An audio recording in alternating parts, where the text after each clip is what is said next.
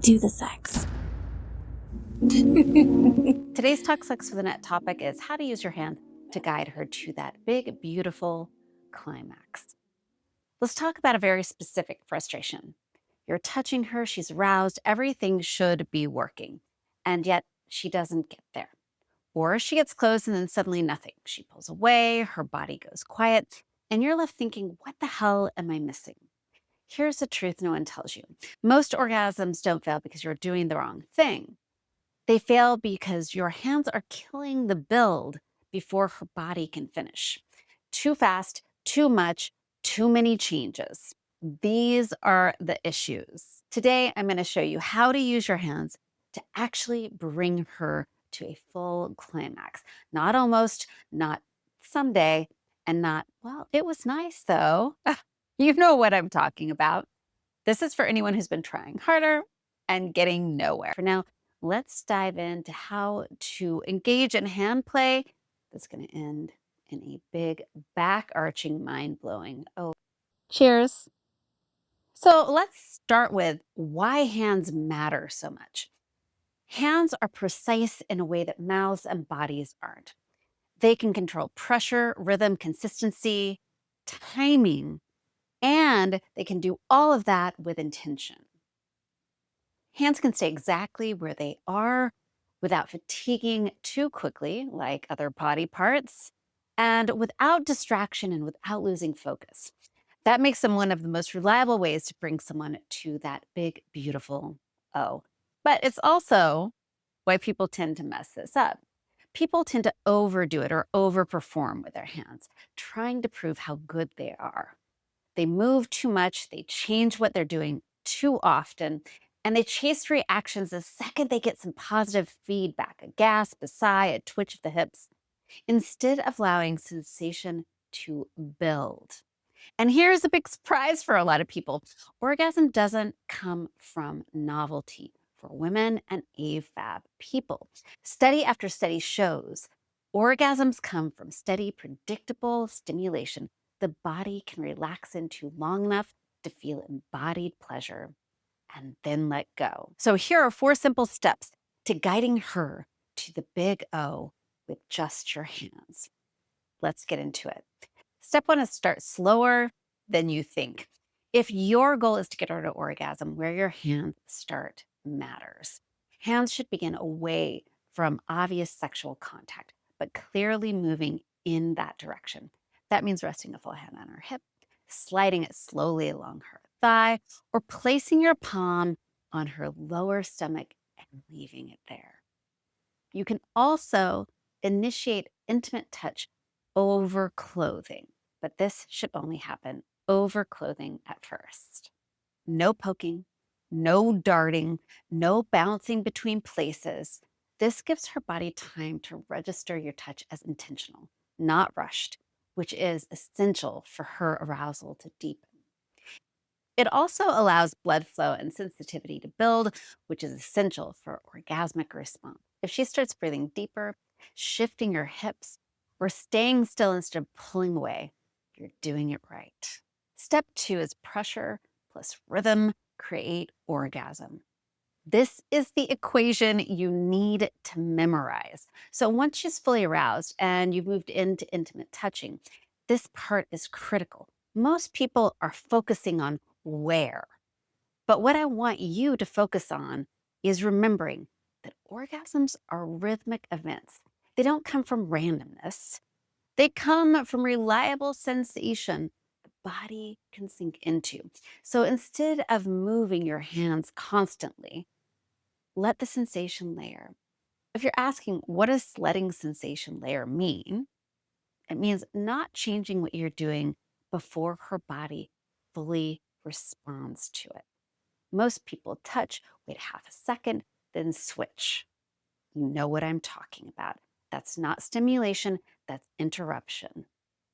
Layering looks like keeping the same contact, maintaining the same pressure, allowing sensation to spread before adding in movement. Research on sensory processing shows that too much variety actually interrupts climax by forcing the brain to reorient every time you switch things up. That's not relaxing. That's stressful. And we know when the cortisol goes up, desire and libido goes down. That's why changing things to spice it up often backfires right when she's getting close. So once her breathing deepens or her body subtly moves toward your hand, that's when rhythm comes in. Rhythm means predictable motion, steady pacing, no sudden change. According to research on orgasmic response, consistent rhythm is one of the strongest predictors of climax. When something is working, stay with it. Before we move on, I want to clearly cover exactly what doesn't work when it comes to hand play. First, we're going to talk about what I like to call DJ hands. Think of it as like constant remixing. Look, no one asked for the drop. Second is the panicked speed up. She gets close and suddenly you're acting like you're racing a clock. This move is going to have her hitting the internal timeout buzzer. Third is the death grip. More pressure is not more skill. And the fourth, which really drives me crazy, not in a good way, is what I like to call the narrator hands. Every 3 seconds, you're asking, do you like this? Do you like this? Do you like this? Look, if her body is responding, you already have your answer. Asking her something every 3 seconds is going to take her out of her body and into her head and is going to kill the vibe real quick. So if you've ever thought it was working and it just stopped, you're probably doing one of these four things. All right, let's move on to step number 3. Do not numb her out. Fast, aggressive hand movement can overwhelm surface level nerve endings. When that happens, sensation drops, even though you're doing more. So if she gets quiet, if her body tenses instead of melts, if responsiveness decreases, that's not anticipation, it is overload. You're not dead in the water. It doesn't mean you've gone too far and you can't fix things. But what you need to do if this happens is you need to slow down so her body can restore sensitivity, which is what orgasm actually needs. And finally, step 4. This is the moment you should not change anything, the moment we've been waiting for. She's about to have the big O. So when she's close, most people panic. They speed up, they press harder, they think more will finish the job. But orgasm happens when the body feels safe enough to let go.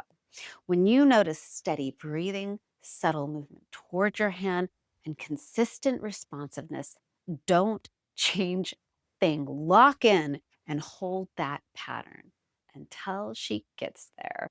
So now that I've given you the steps and clearly told you what does not work, let's recap what does work. Steady hands, predictable rhythm, patience, restraint. Hands that do not rush, feel confidence. Hands that stay present, feel safe. And that's how the big O happens. So here is your challenge. The next time you use your hands, stop trying to make orgasm happen. Instead, create the conditions where her body can finish what it starts. Slower, steadier, more intentional, because great orgasms don't come from doing everything. They come from doing one thing really well, long enough. So I would love for you to give this a try. Let me know how it goes and report back. If you want to, you can drop your thoughts and comments into the comment section below this video on YouTube. If you are one of my audio listeners, you can head over to my YouTube channel at Talk Sex with Annette and write me a little note. You can reach out to me via email at Annette@talksexwithannette.com. You can also click on my speak pipe below and send me a voicemail. I love to hear your voice. If you are looking for some help on your own intimate journey, whether that's with yourself or with someone else, my sex and intimacy coaching books are open. You can find out more about that at talksexwithannette.com. You can also email me at Annette@talksexwithannette.com to find out about how we can get started working together. And of course, if you're looking for step-by-step how-tos that are really going to get you where you want to go in bed, you can head to my OnlyFans, and you can find me there with my handle at Talk Sex with Annette, and you can find more on Substack as well. Until next time, I'll see you in the locker room. Cheers.